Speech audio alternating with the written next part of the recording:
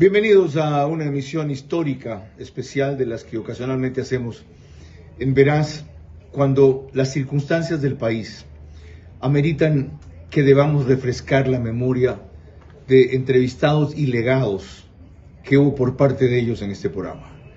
Ya lo hemos hecho una vez con Fernando Villavicencio y resultó no solo oportuno, sino admonitorio y especialmente esclarecedor. Ahora, ante las circunstancias de que el país abre un nuevo periodo con un nuevo gobierno que ha derrotado 3 veces al correísmo el próximo 24 de mayo, de que cierra esta semana con una asamblea de mayoría clara, aunque no abrumadora, a pesar de que tiene ADN una mayoría significativa, pero no total, era casi igual a la que tenía RC5, toca reparar y refrescar en conceptos históricos que virtió Francisco Huerta Montalvo. Cuando este programa lo hacíamos no solo en un escenario distinto, sino gracias a una plataforma diversa que en esa época nos brindó La Posta, a quien siempre he reconocido el que nos colocaran en medios digitales o plataformas más juveniles, que era un público al cual usualmente no llegábamos. Pancho Huerta ha dejado para el Ecuador no solo el testimonio de su vida honesta, sacrificada, democrática, idealista, soñadora si quieren, sino gracias a la tecnología actual, una vigencia permanente de su pensamiento, cosa que no podemos decir de otros líderes que por esa época también marcaron el país, aunque con una evolución tecnológica mucho menor. Se me ocurre de primera mano Jaime Roldós y León Febres Cordero. Es tan complicado encontrar entrevistas mías completas con Febres Cordero, mucho más complicado encontrar mi cobertura, por ejemplo, de la gira que hizo Jaime Roldós a Cartagena y a México a finales del 80. Ventajosamente, Pancho Huerta sobrevivió hasta una era diferente. Y en la lucha que él libró contra el narcotráfico, en la advertencia que hizo del peligro de que nos convirtamos en un narcoestado y en la necesidad de unidad política y democrática, la verdad, hay pocos personajes señeros. Uno de ellos, Pancho Huerta. Hago periodismo político desde 1975 y de opinión desde 1978. En ese género cabe ser pluralista, pero no imparcial. Mi experiencia en la búsqueda de democracia exige dejar fuera a quienes la dinamitan y criticar a quienes la construyen para que el modelo sea veraz. Respondo aquí por lo que opino. Mis invitados por lo que expresan. Nada de eso compromete o representa a este medio. Una entrevista veraz es la mejor forma de conocer la verdad. A eso los invito. Ahora. Este espacio Veraz se emite gracias a Pacific Terminal, IES, Instituto Ecuatoriano de Seguridad Social, OX Sport Agency, Banco del Pacífico, CDT Cardio Heredia, Murano Plaza, Paloma San Basilio, Gracias Tour, Marathon Sports, Bankers Club. En esa lucha hay pocos personajes señeros. Uno de ellos honra este espacio como primer invitado, pero sobre todo, ese infatigable luchador político es el responsable de haber advertido a tiempo el rumbo equivocado que ahora nos entrampa y que en buena medida explica este desate de la delincuencia en todo el Ecuador. Vean cómo se lo dijo en el 2012 a Lenín Artieda en Ecuavisa. Acciones policiales han permitido determinar que no son pocas las organizaciones criminales de narcotraficantes que operan desde nuestro territorio. Ya no somos un país en riesgo de convertirnos en una narcodemocracia, ni tampoco somos una democracia. Somos un país tomado por el narcotráfico.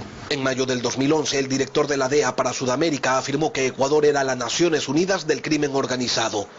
En febrero del 2012, el ejército ecuatoriano en su reporte de responsabilidad social señaló que el narcotráfico y el crimen organizado podrían desbordarse. Es poderoso, invade todo, lo toma todo en cuanto que con el lavado toma la banca. Y a través de la banca toma la economía de los países. Y a través de la economía en países como los nuestros y en muchos otros, con el peso que eso tiene sobre la política, se toma también la política. Y entonces, para garantizarse, se toma la Fuerza Armada y hace rato tiene vínculos con la policía, compra medios de comunicación, invade la iglesia, se toma todo. Bienvenido, doctor Francisco Huerta Montalvo, médico, liberal, alfarista de verdad, político de siempre, ex candidato a la presidencia 83-84, alcalde de Guayaquil, embajador en Venezuela, ministro de Salud, actualmente vicepresidente del Consejo Regente de la Universidad Casagrande y subdirector de Expreso. ¿Cómo evitar el totalitarismo? Es el tema de este programa y a la vez mi primera pregunta. Bueno, eso es largo. Pensando en totalitarismo, una de mis lecturas más interesantes, ilustrativa, es un tomo como de 500 páginas, de Hannah Arendt, una norteamericana judía de religión, nacida en 1906, y tiene todo un tomazo, Orígenes del totalitarismo, donde narran dos formas claves del totalitarismo: el nazismo y el estalinismo. ¿Cómo evitamos eso? En plena posibilidad del europeo creciente, luminoso, se produce un Hitler y se toma Alemania. Y bueno, venían de un régimen realista con soberanos corruptos, Rasputín y toda la corte rusa, ni hablar. Pero no estamos exagerando al equiparar el totalitarismo actual que piensa retornar en el Ecuador, instalado en Venezuela, en Nicaragua, en Cuba, con el estalinismo y el nazismo. No, porque esos son los orígenes. Ahora hay variedades locales, pero también negativas tremendamente. Pero no son genocidas. Se toman todo y son capaces de todo. ¿Se ratifica usted en lo que le oímos ahí entonces? Por supuesto. ¿Somos un país tomado por el narcotráfico todavía? Yo creo que más que antes, Carlos, y esa es la tragedia. Y el país no lo quiere asumir porque no le gustan las malas noticias. ¿Cómo se demuestra eso? ¿Cómo porque se ve eso? La magnitud del narcotráfico que se ve en el Ecuador, las capturas de los cargamentos. En este instante somos la autopista internacional del narcotráfico, según algunas personas nos han caracterizado. Por aquí circula todo el que llega de Colombia, la droga que llega de Colombia y del Perú, y sale por el Pacífico a Europa, a Estados Unidos. Pero eso no es nuevo, ahora es mayor. Ha crecido notablemente. Y asimismo han crecido las capturas. Y el sicariato también ha crecido notablemente. Entonces estamos tomados. ¿Y no ha pasado eso en varias partes del mundo también? Menos, no hemos tenido una coyuntura como, por ejemplo, estar sin radares más de un año. Ahí hay complicidades. Y parte de la campaña está financiada en algunos candidatos con toda seguridad con el narcotráfico. De la campaña actual. De la actual. Pero lo suyo es una presunción lógica, no una constatación. Lo mío es lo derivado de Angostura. Cuando veo narcoguerrilla con fuertes vínculos con el Ecuador, entonces los vínculos tienen que ser en doble vía. Los en teoría políticos, pero no hay reconocimiento de la condición del grupo subversivo, sino que lo quieren llamar beligerante. Es decir, toda la parafernalia semántica que se juega en estos ¿Por qué no se pudo frenar eso si usted lo advirtió tan dramáticamente a tiempo? Porque había complicidades. ¿De quiénes? De las fuerzas que gobernaban en ese momento. Es decir, Correa tuvo financiamiento de las FARC, eso lo dijo el Mono Jojoy, y después lo desmintió por pedido de los narcotraficantes, para que no haya más escándalos sobre el tema. Pero los narcotraficantes en la cárcel, los hermanos Otaiza, me ratificaron que ellos consiguieron que el Mono Jojoy haga la aclaración. Usted ha dicho inclusive que hasta la banca ha llegado eso por lavado de dinero. Sin duda, ahí también lo dije en la declaración como Artieda. ¿Y que penetró a las Fuerzas Armadas?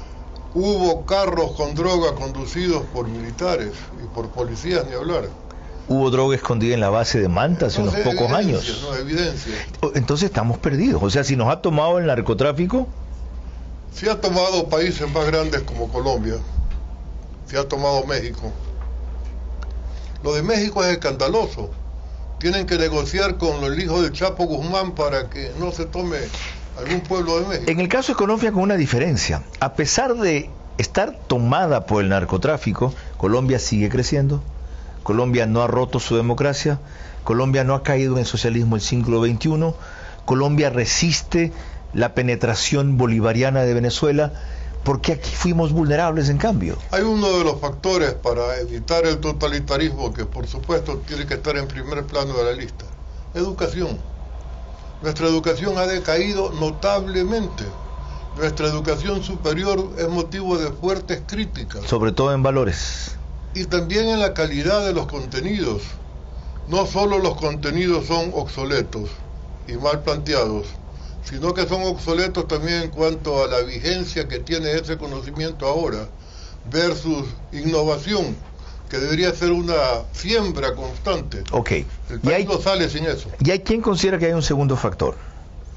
Le pedí a los tiempos que apareciera en televisión para hacerle a usted una pregunta en este contexto político, porque de ahí vamos a pasar como si eso que usted dijo que no solo sigue vigente, sino que ha crecido, nos afecta en la actual campaña y en el futuro inmediato.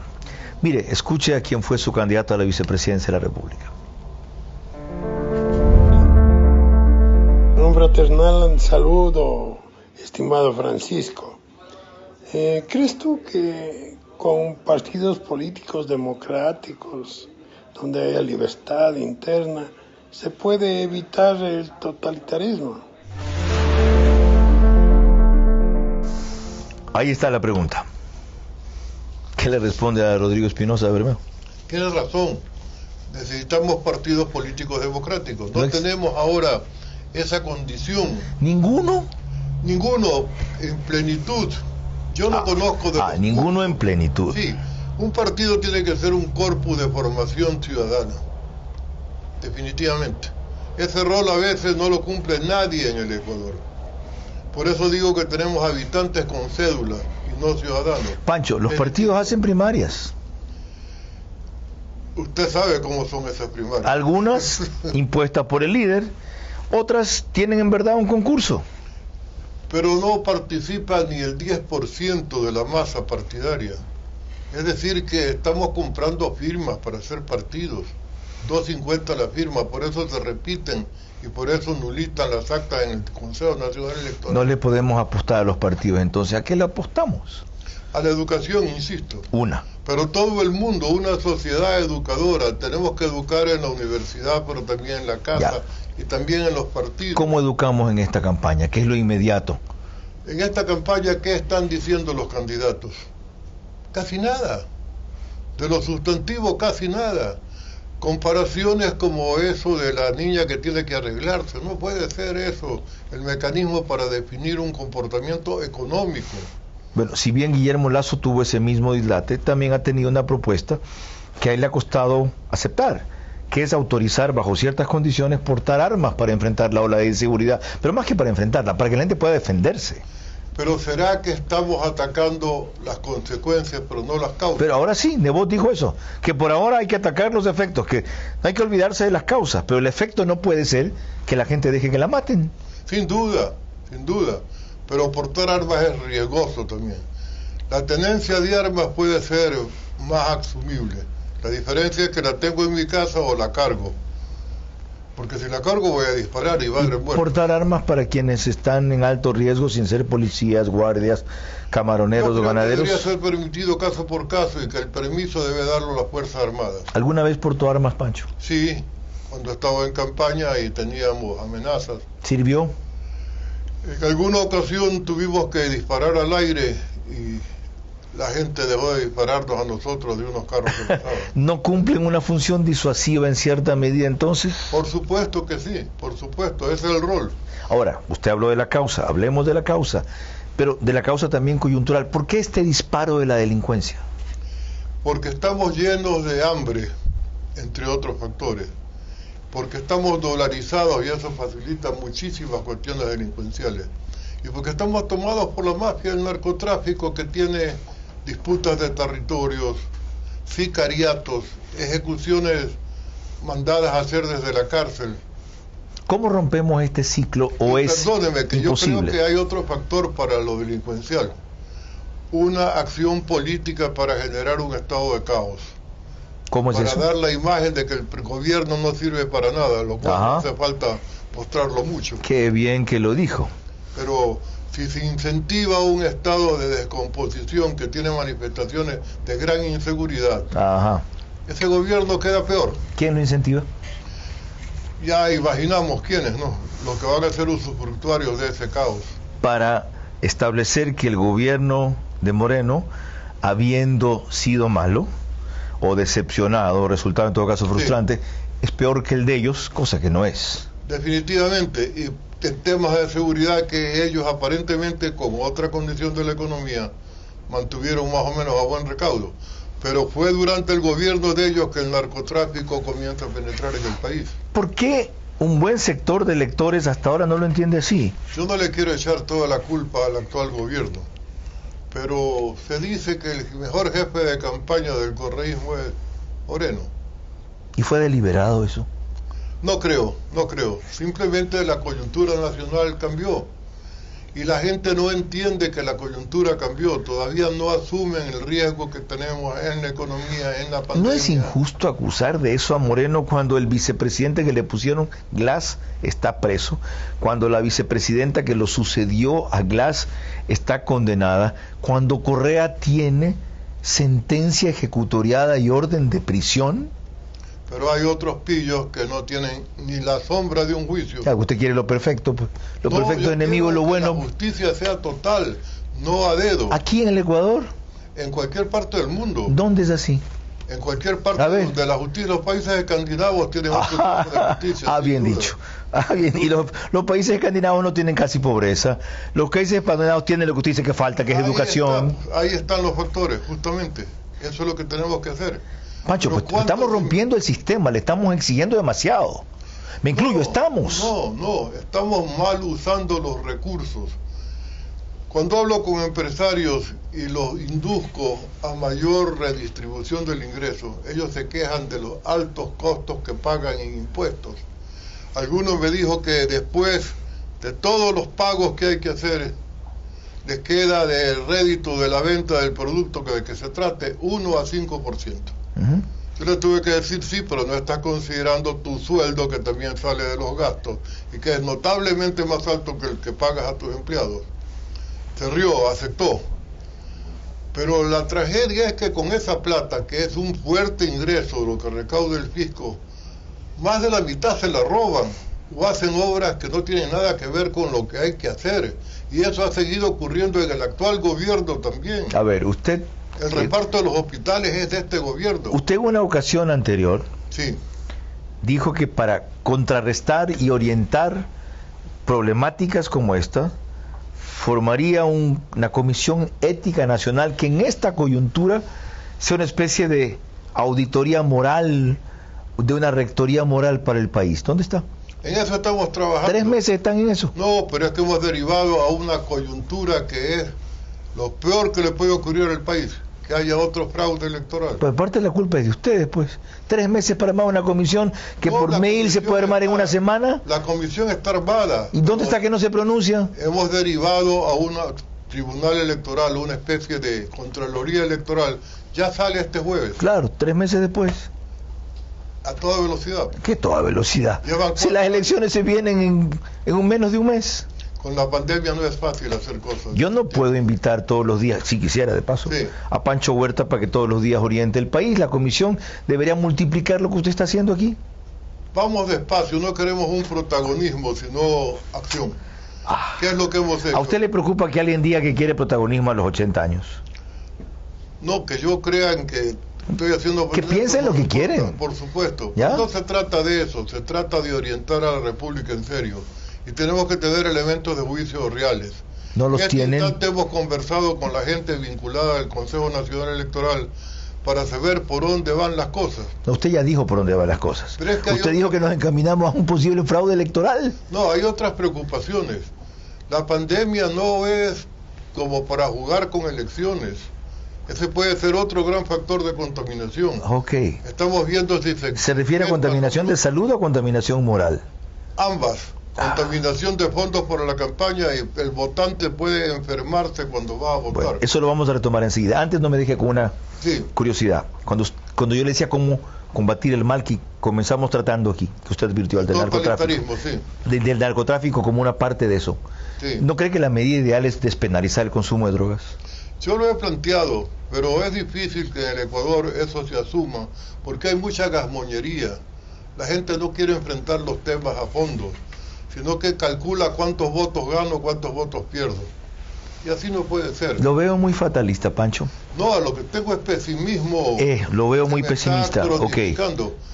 Pero al final de la caja de Pandora está la esperanza, pero hay que abrir la caja de Pandora para ver la esperanza. Proseguiremos en eso. Ahora, déjeme contarle que yo también creo en esa anécdota de Madero con Zapata.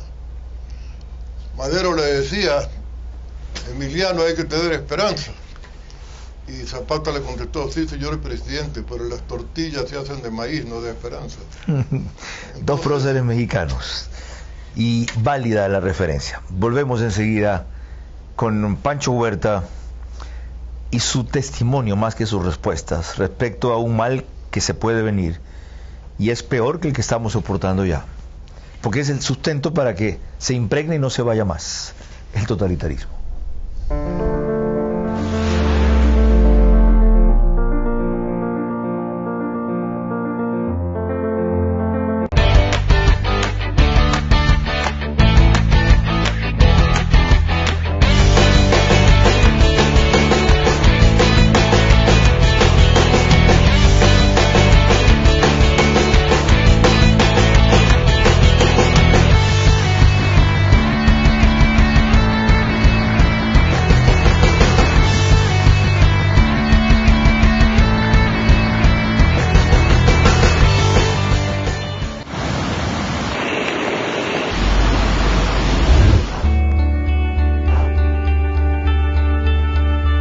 Por más de 5 décadas he sido testigo de muchas cosas. Y créanme, no hay nadie que sepa más que yo que salimos porque salimos. Vas a salir de esto. Vas a volver a abrir. Vas a volver a llenarlo. Crédito, levántate mi pyme. Levántate. Descubre Murano Plaza, el nuevo epicentro empresarial de San Borondón. Disfruta de espacios comunes con salas de reuniones, terrazas y cafeterías, pensados para que cada encuentro sea una oportunidad de cerrar tu próximo gran negocio. Encontrarás 120 oficinas modernas y 12 locales comerciales diseñados para potenciar tu crecimiento. Murano Plaza es la expansión que tu negocio necesita. Compruébalo.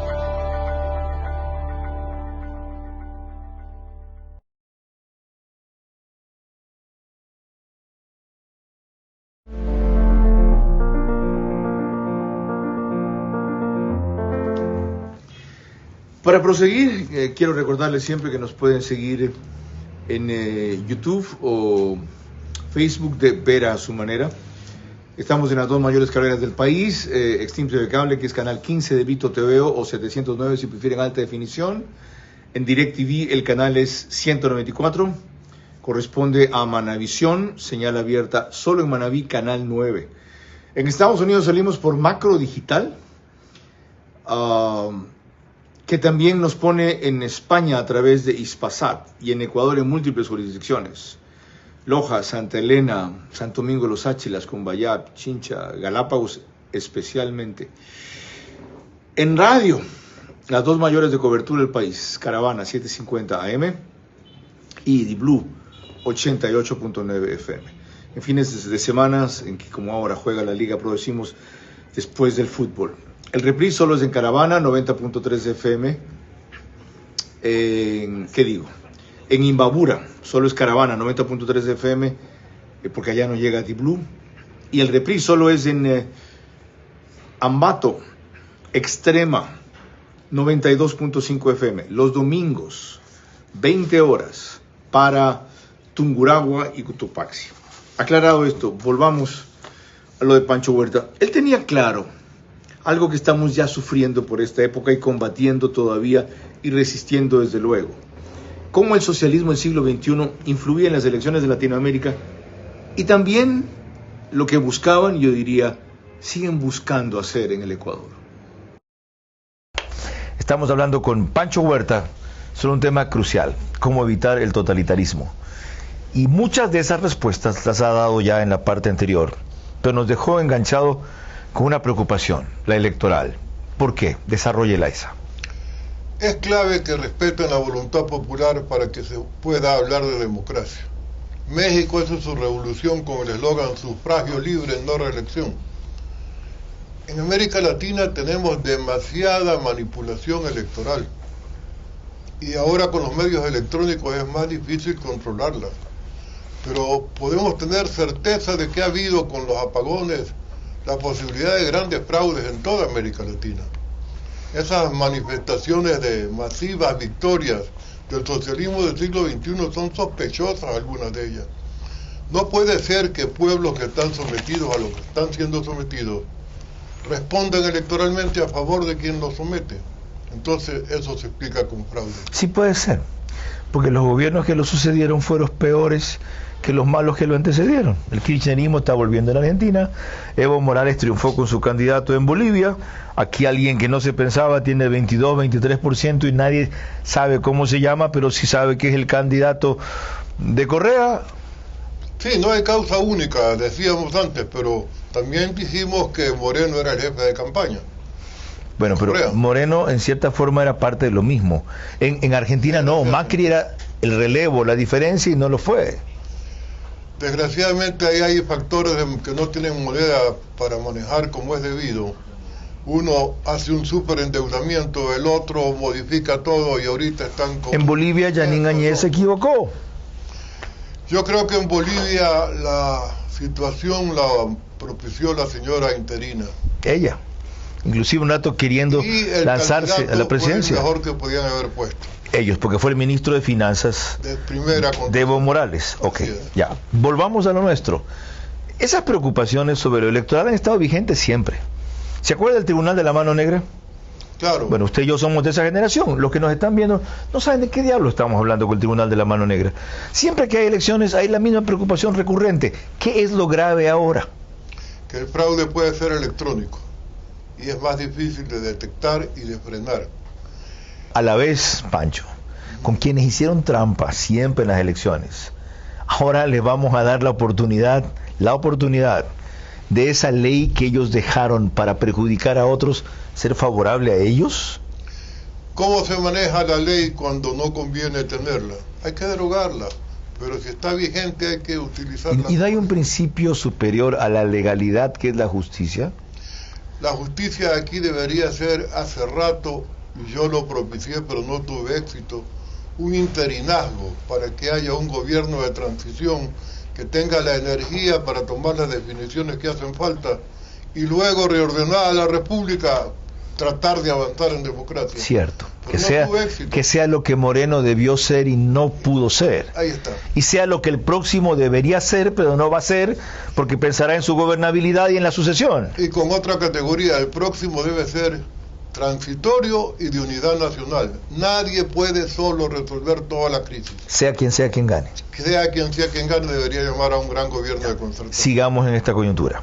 En algún debate de chat recientemente, de grupos amigos y un chat pequeñito, yo les tuve que decir que primero los noto pensando con el deseo. Es decir, no se argumenta con razones, sino yo quiero. Ajá. Y cuando se dice yo quiero, se dice yo creo. Qué bien, eso en inglés se llama wishful thinking. Y entonces los noto pensando con el deseo. Con el hígado, piensan con el corazón, otros piensan con los testículos y casi nadie piensa con el cerebro. Qué bien. ¿Se los dijo, Pancho? Se los dije. ¿Y qué le respondieron?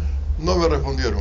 Después tuve que hacer una invocación a San Francisco de Asís, que coincidimos con un Francisco que está en ese chat.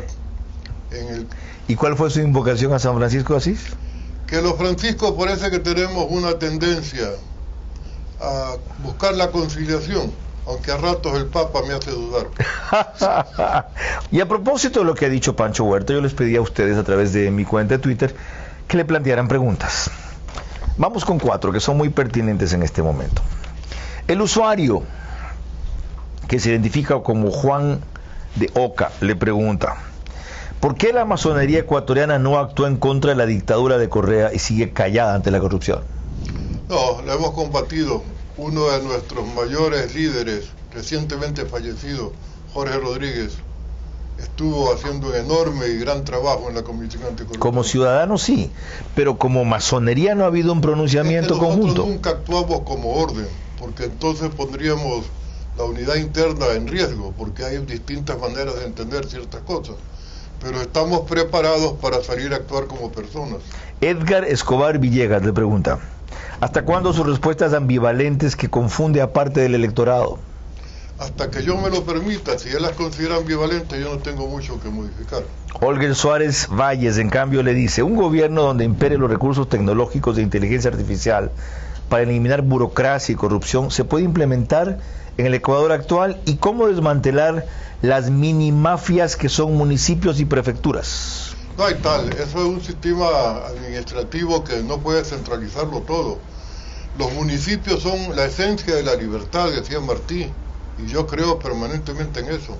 Y hay una última, en la coyuntura actual, hoy entiendo yo esto como con los candidatos hasta el momento inscritos. Sí. ¿Por quién va a votar?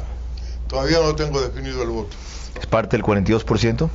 Parte del 42%. Estoy esperando el debate. Ajá. Ojalá que sea bien armado. Y estoy esperando el candidato que me ilusione, porque yo tengo un notable desencanto. ¿Usted es ilusionable todavía? Yo creo que sí, porque a veces leyendo un poema me emociono. ¿Cómo no voy a ser ilusionable? Yo no me refería a eso. Su sensibilidad artística y de otro tipo es evidente, y a Dios gracias no la ha perdido. Política también, por eso ando en lo que ando metido. ¿Qué lo ilusionaría, Pancho? ¿Oír qué, saber qué, ver qué, conocer qué? Un llamado a la gran unidad nacional, por ejemplo. Pero con bases prácticas, todos llaman a esa vaina. No, hay arrogancia, hay algunos grupos que se han enconchado y creen que ya tienen ganadas las elecciones. Ajá. Y valdría que se abran, porque esto es con votos, no con ilusiones. Qué bien dicho. Miren, permítanme acotar una infidencia que no es suya. Uno de esos grupos tiene a un profesional que por supuesto no es de mi simpatía, pero que es un tipo muy bien formado intelectualmente y competente, que ha dicho: yo me voy a hacer cargo de Semplades. Sin haber ganado, él se va a hacer cargo de Semplades. Y lo que quiero en Semplades es dedicarme a repensar el Ecuador para una serie de propuestas y fórmulas que transformen este país para siempre. No han ganado las elecciones, pero ya han escogido el puesto que quieren. Más con Pancho Huerta sobre cómo evitar el totalitarismo cuando volvamos. Ese tipo de gente se llaman tontos pomposos.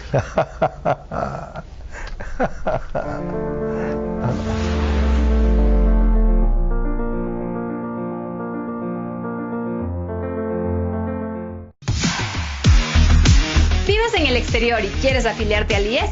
Aportando desde $82.72 puedes afiliar. Sé parte de los afiliados seguros en el exterior. Accede a préstamo hipotecario y prendario, así como pensión jubilar. Además a cobertura de salud en territorio nacional, auxilio de funerales y convenios internacionales. Afíliate ya desde cualquier parte del mundo, 100% en línea, a través de nuestro nuevo acceso directo en ies.gov.es.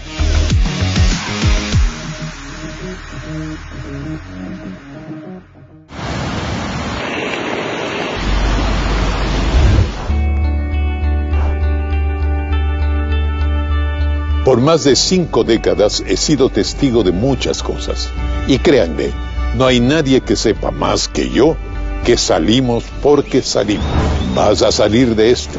Vas a volver a abrir. Vas a volver a llenarlo. Crédito, levántate mi pyme. Levántate.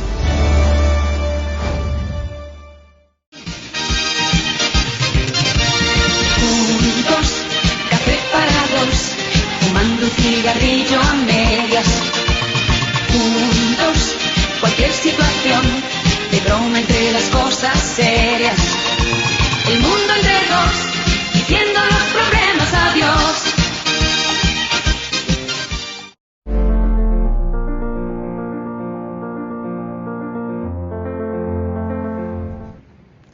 Les recuerdo que este programa es posible gracias a el auspicio de IES, Instituto Ecuatoriano de Seguridad Social, Murano Plaza, una nueva iniciativa de centro comercial en San Borondón, OX Sports Agency, Pacific Terminal, Banco del Pacífico, Cardio Heredia, Marathon Sports, el show de Paloma San Basilio, que es el 29 de mayo, y Bankers Club, en cuyo piso 33 esta vez no estamos, pero en donde usualmente operamos.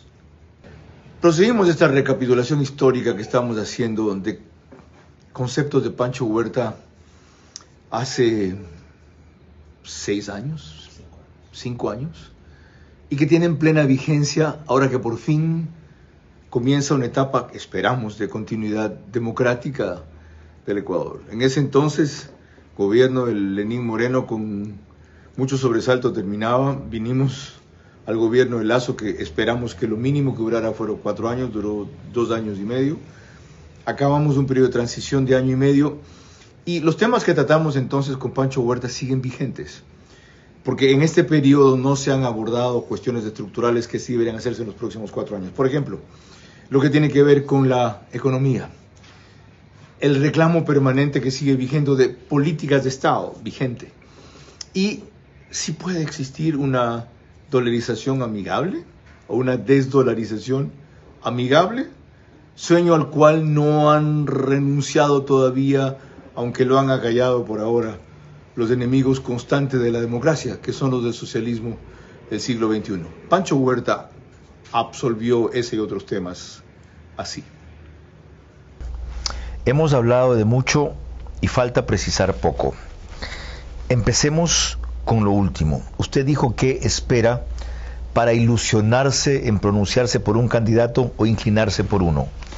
¿Qué cree que espera en cambio el pueblo ecuatoriano? Porque se dice, a la diferencia de lo que usted mencionó, unidad nacional, que quiere soluciones a sus problemas de empleo, sin duda, de salud y de seguridad. No me interesa anticorrupción, no me interesan ideologías, no me interesa si vuelve lo mismo, no me interesa si viene algo nuevo. Me interesa que me resuelvan esos problemas. ¿En verdad el pueblo es así de pragmático? No, sí le interesa la anticorrupción, porque no tiene la estupidez de pensar que la falta de ética en el manejo de los fondos públicos no incide en su vida. Los que están mal son los candidatos que, estableciendo encuestas donde se dice que al pueblo no le importa la corrupción, deciden detenerla en su oferta de campaña. La han bajado de perfil, en verdad. Claro, pero cuando aparece de nuevo la corrupción, entonces igual. Es decir, como decía Borja, tienen sondeo manía. Viven del sondeo, pero al pueblo hay que conocerlo no en las encuestas, sino en la visita constante con ellos, conversando con ellos, entendiéndolos. Ahora, ¿no es eso lo que hay que hacer en campaña? Esto es lo que preocupa, esto es lo que pega, esto es lo que digo. Primero gano, después arreglo, pero ¿cómo arreglo si no gano primero? La vieja cosa de que es buen candidato, pero no va a ganar porque no tiene propaganda, no me ha pasado. Y la gente dice eso también. O fulano sería extraordinario presidente, pero no es buen candidato. O es buen candidato, pero estará muy mal presidente. Empleo, preocupación 2. ¿Cómo? Empleo requerimos confianza.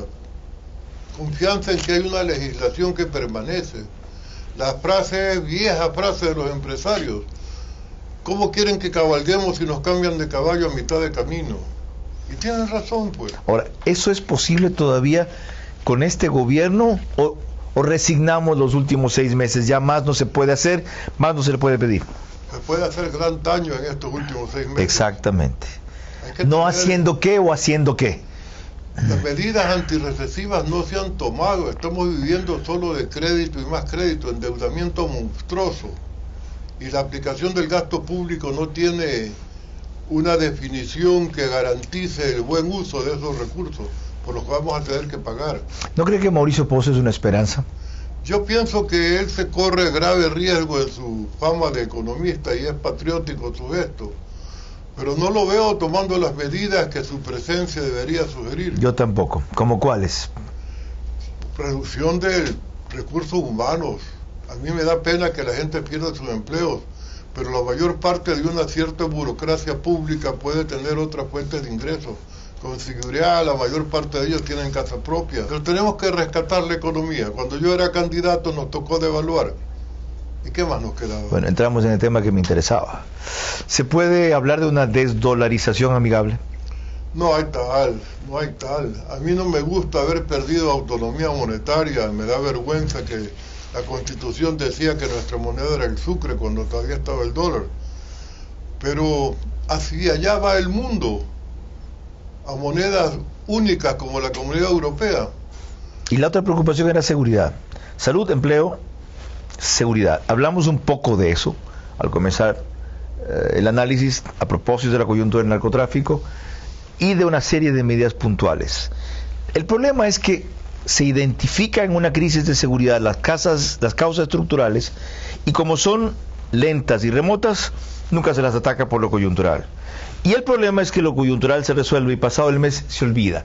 ¿Cómo hacemos que esta vez no repitamos la misma historia? Aprender a tener políticas de Estado, eso no ocurre en el Ecuador. El Ecuador lo reinventamos en cada periodo de gobierno y a veces según el ministro en el mismo periodo. No hay continuidad porque no hay políticas de Estado, y no hay políticas de Estado porque el diseño de las políticas públicas es aparentemente tecnocrático porque ni siquiera es técnico de calidad, pero sin participación del ciudadano, de la gente que conoce los temas o que los sufre. Desde que yo recuerdo, lo oigo usted planteando lo mismo, inclusive cuando fue candidato en el 83-84. Muchos de sus planteamientos no eran políticamente correctos y también explicaron su resultado electoral. Usted compitió con una maquinaria formidable, por un lado de la Izquierda Democrática, para otro de Febres Cordero, con propuestas extremas, la una, no quiero decir radicales en el sentido del socialismo democrático que estaba recién gestándose, y la otra de un populismo liberal que fue arrasador. ¿Qué le dice el hecho de que haya predicado 40 años casi o más, sin resultados? Que hay que seguir predicando, el centro está volviendo en el mundo. ¿Cómo es eso? Veo que los resultados electorales en Brasil se está buscando el centro de nuevo, porque se ve que las polarizaciones son para determinados intereses solamente. ¿Estamos aprendiendo? Yo creo que sí, la democracia es una siembra constante y es un lienzo permanentemente perfectible, por suerte. Con esa reflexión cerramos este tercer y penúltimo bloque de la entrevista Veraz a Pancho Huerta, para volver con el cierre que tiene una cantidad de sorpresas. No se lo pierdan. Sí.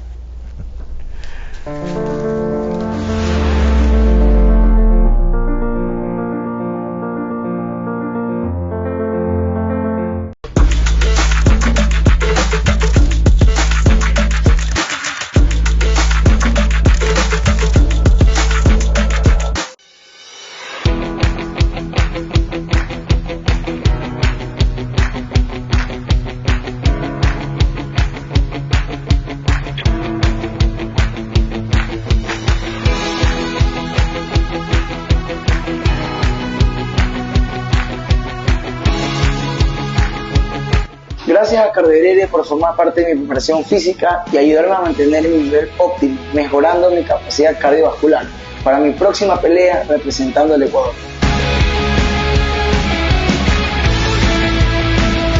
El día de hoy estamos con Andrés, realizando la evaluación de su capacidad cardiovascular y así poder realizar una planificación eficiente en su entrenamiento y acondicionamiento físico para su próximo combate de MMA en Estados Unidos, representando a nuestro país.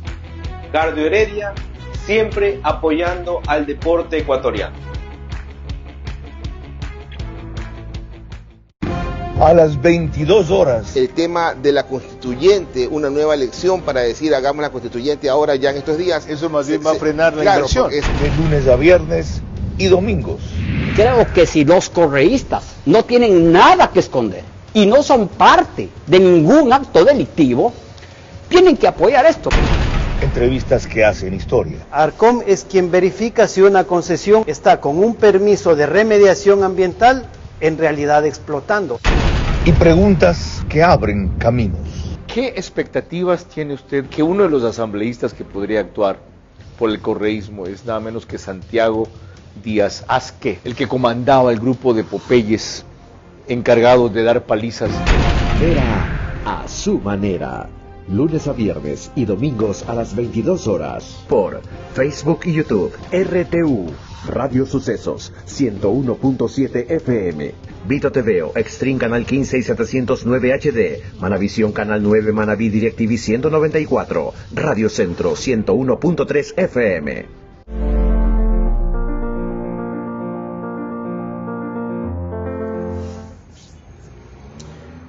En este bloque final, Pancho Huerta se refirió a lo que está en proceso también ahora, la conformación de la Asamblea Venidera, entonces por aquellos años, ahora ya configurada, pero en un veremos qué sale.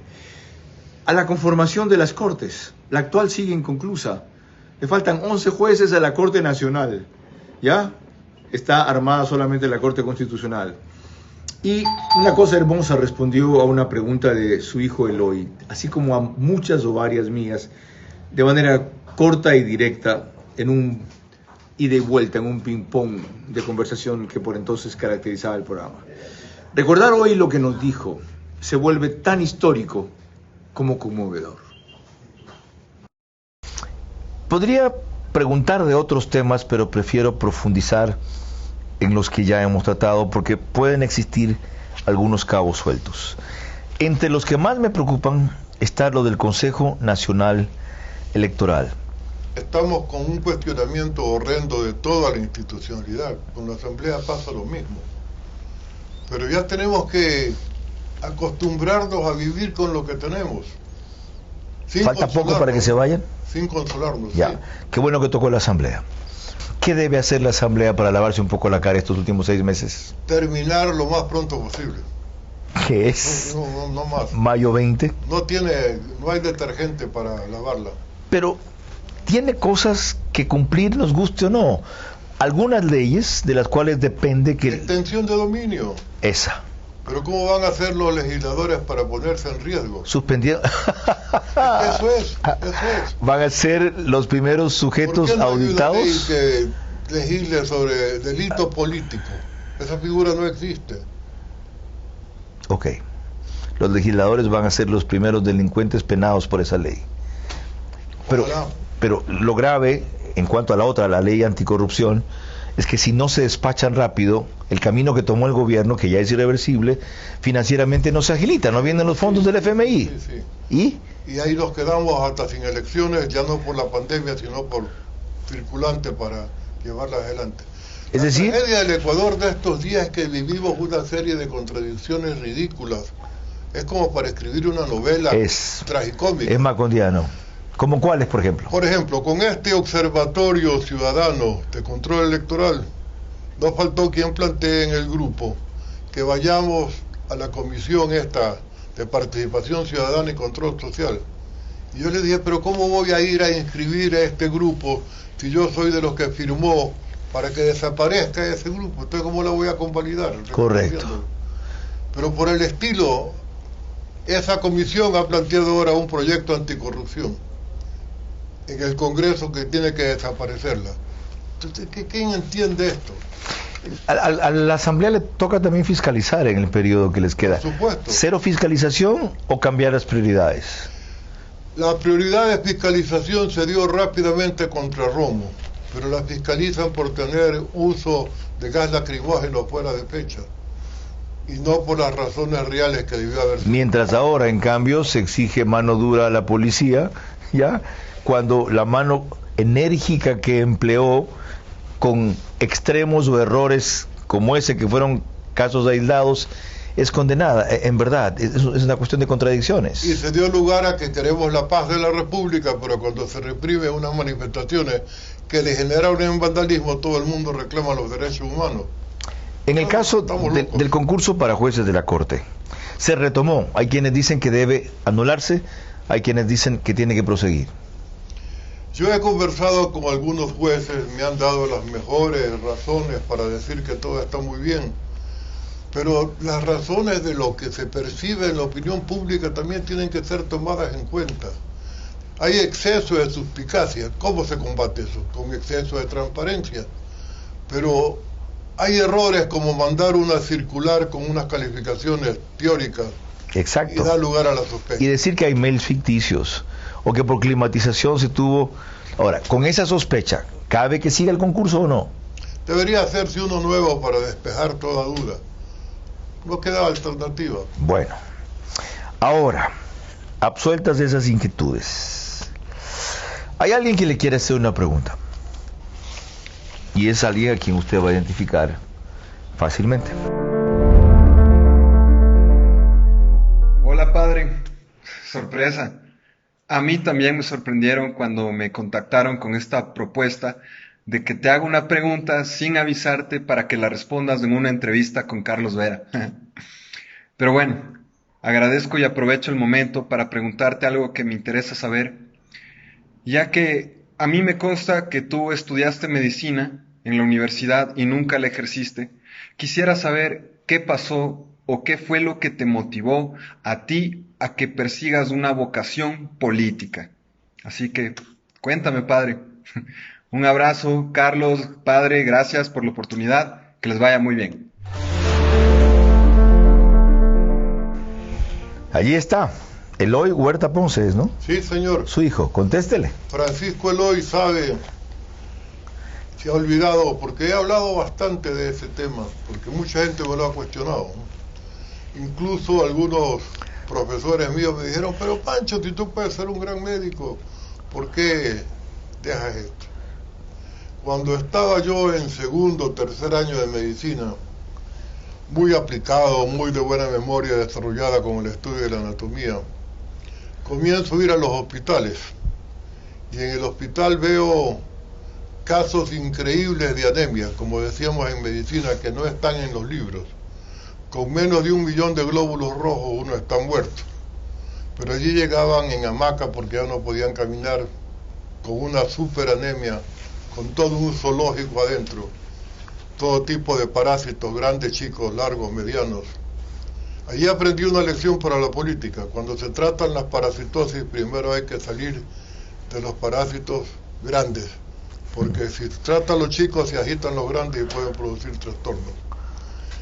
Pero bien, les dábamos el antiparasitario después de haberles puesto una pinta de sangre, porque tratarlos así en esa condición de anemia era peligroso. Sangre, hierro, buena alimentación, antiparasitario. Y el próximo año, oye, yo no te conozco, no estuviste aquí. Sí, doctor, ya volví. Entonces, ¿qué es lo que pasa aquí? Averigüé.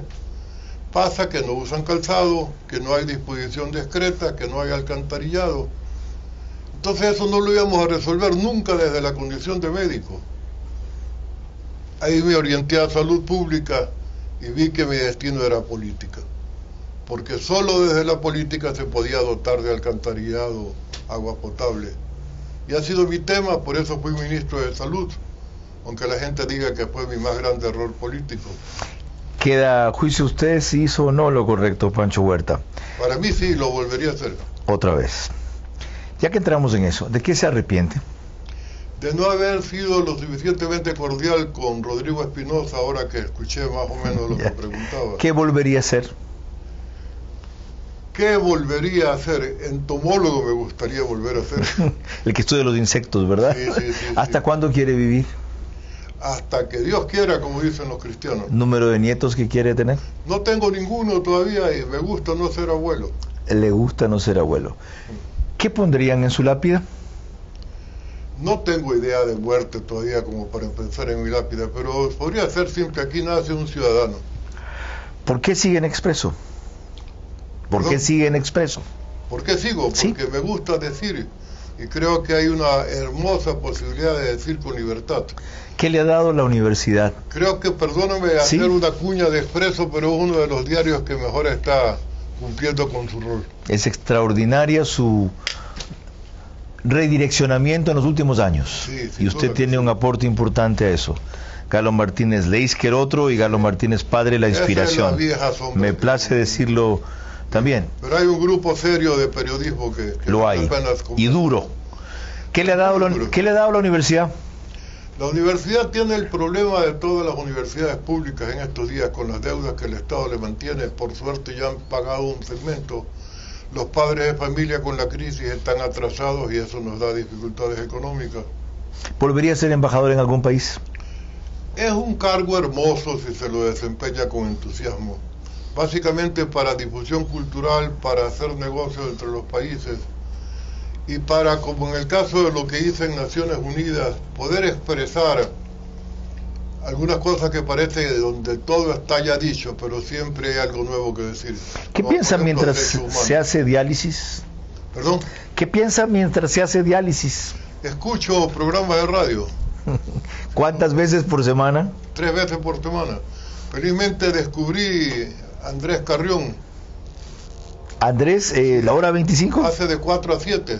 Ah, yo lo oigo también, en Platinum FM, aquí, se engancha a esa hora. Sí, a las 4 de comienzo, conectado y tranquilo.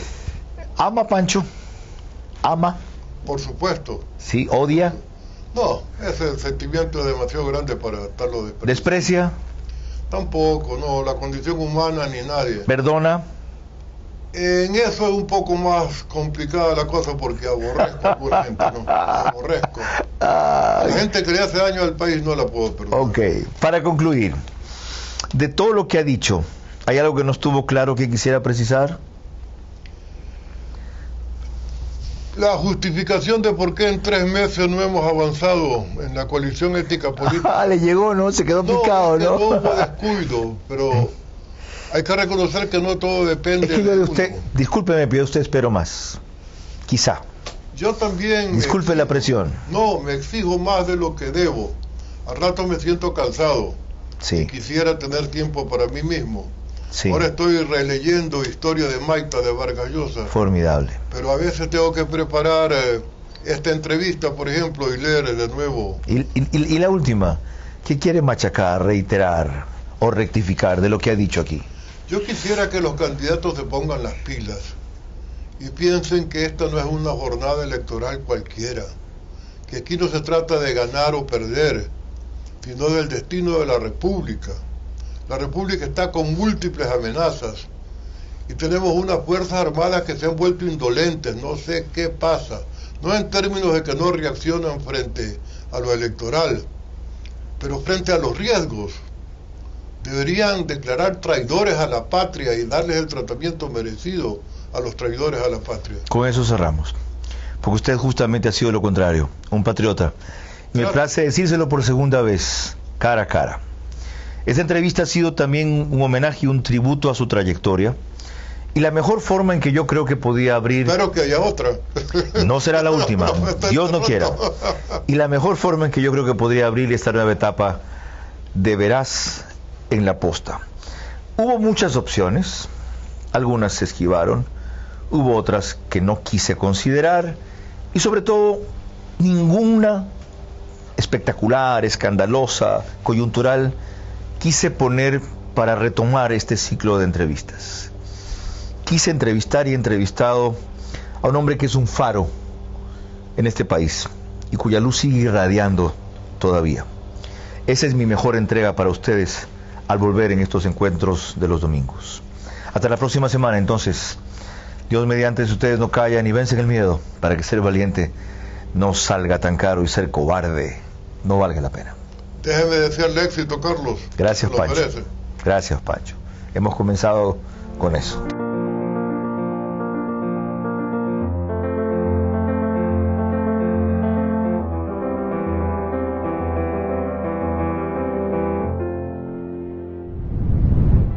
Este espacio Veraz se emite gracias a Pacific Terminal, IES, Instituto Ecuatoriano de Seguridad Social, OX Sport Agency, Banco del Pacífico, CDT Cardio Heredia, Murano Plaza, Paloma San Basilio, Gracias Tour, Marathon Sports, Bankers Club. Transmisión simultánea Vito TVO, Manavisión, Macro Digital Televisión, Caravana 750 AM, Tiblu 88.9 FM, Alborada 90.3 FM Imbabura, Extrema 92.5 FM en Tungurahua y Cotopaxi.